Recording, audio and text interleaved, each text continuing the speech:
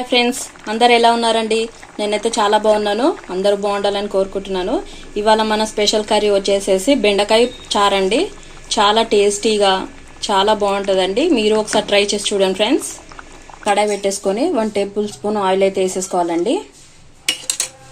ఇప్పుడు oil heat అయ్యాక పోపు దినుసులు వేసుకోవాలండి. అవి కొంచెం వేగాక వెల్లుల్లి రెబ్బలు వేసుకోవాలి. అలాగే 2 ఎండుమిర్చి వేసుకోవాలండి. ఇప్పుడు కొంచెం అలాగే సన్నగా తరిగి పెట్టుకున్న ఉల్లిపాయలు వేసుకోవాలండి. ఇప్పుడంతా ఒకసారి కలుపుకున్నాం ఫ్రెండ్స్.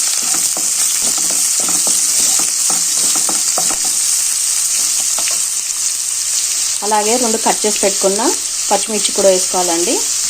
అంతా ఒకసారి కలుపుకోవాలి.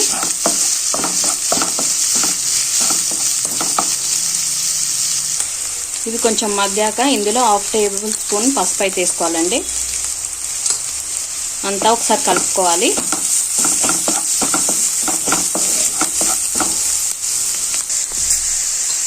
ఇప్పుడు 1 టేబుల్ స్పూన్ అల్లం వెల్లుల్లి పేస్ట్ వేసుకోవాలండి. అంతా ఒకసారి కలుపుకోవాలి.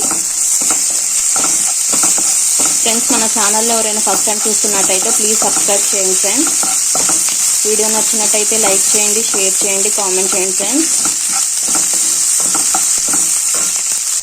అలాగే 1 టేబుల్ స్పూన్ ధనియాల పొడి వేసుకోవాలండి. మళ్ళీ ఒకసారి అంతా కలుపుకోవాలి. ఇప్పుడు ఇదంతా బాగా వేగాక 2 పండిన టమాటాలను కట్ చేసి పెట్టుకున్నవి వేసేసుకోవాలండి. అంతా ఒకసారి కలుపుకోవాలండి.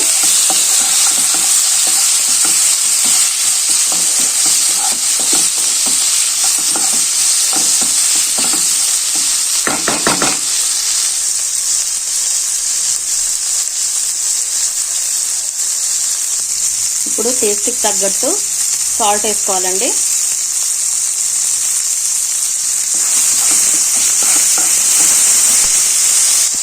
ఇప్పుడు ఇది మగ్గుతున్నప్పుడు 1.5 స్పూన్ కారం వేసుకుందామండి.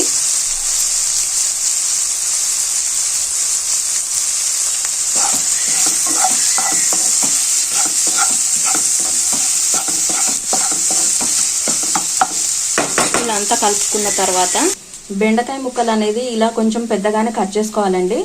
అప్పుడు ఈ బెండకాయ చారులోకి తింటున్నప్పుడు ఇది చాలా బాగా రుచిగా అనిపిస్తుంది. ఇప్పుడు ఈ బెండకాయ ముక్కల్ని మనం దాని తాలింపులో వేసేసుకుందాం.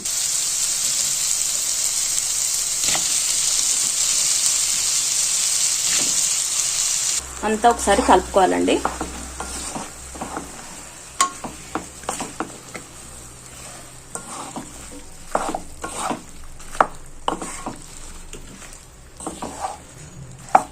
మీరు ఒకసారి ట్రై చేసి చూడండి ఫ్రెండ్స్, చాలా రుచిగా ఉంటుంది. ఈ సమ్మర్లో మనకి ఫ్రైస్, కర్రీస్ అంతగా తినబుద్ధి కాదు కాబట్టి ఈ బెండకాయ చారు అనేది చాలా టేస్ట్ అనిపిస్తుందండి. తిన్నా కొంచెమైనా సరే మనకి చాలా మంచిగా అనిపిస్తుంది. ఇక్కడ నేను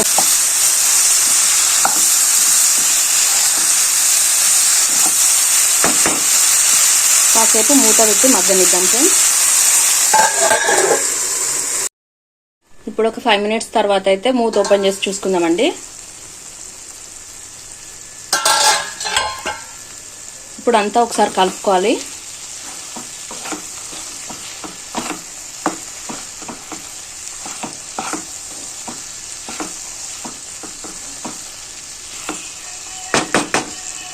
ఇప్పుడు మనం ముందుగా నానబెట్టుకున్న చింతపండు, ఒక నిమ్మకాయ సైజ్ అంతా చింతపండు తీసుకొని నానబెట్టుకోవాలండి. ఇదంతా పిసికి ఈ గుజ్జును మొత్తం అందులో పోసేసుకోవాలి.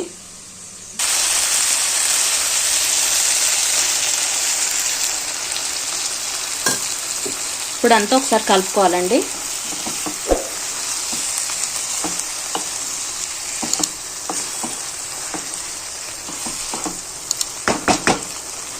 ఇప్పుడు ఒక 2 మినిట్స్ అయితే మూత పెట్టుకోవాలండి.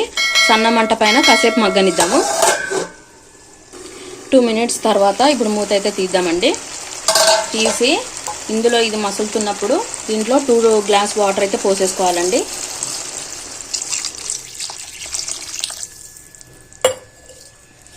ఇప్పుడు అంతా ఒకసారి కలుపుకోవాలండి.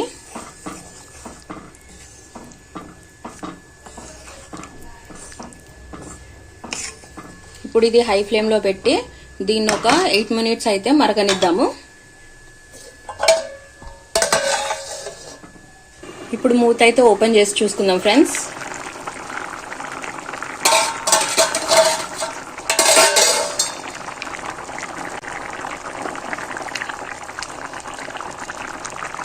ఆల్మోస్ట్ మన బెండకాయ చారు అయితే అయిపోయింది ఫ్రెండ్స్. ఇది కొంచెం పల్చగా ఉంటేనే చాలా టేస్ట్ ఉంటుందండి. ఇష్టం ఉన్న వాళ్ళు కొంచెం ఇంకా దీన్ని ఇంకా ఉడకనివ్వచ్చు, అప్పుడు ఇంకొంచెం దగ్గరకు అవుతుందండి. ఇప్పుడు ఇంకా కొత్తిమీరతో గార్నిష్ చేసుకోవడమే అండి.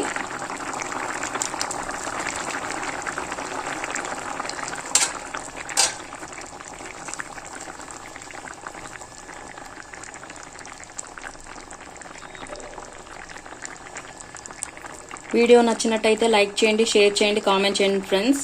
Please subscribe my channel. ఇంకో వీడియోతో మళ్ళీ కలుద్దాం. బాయ్.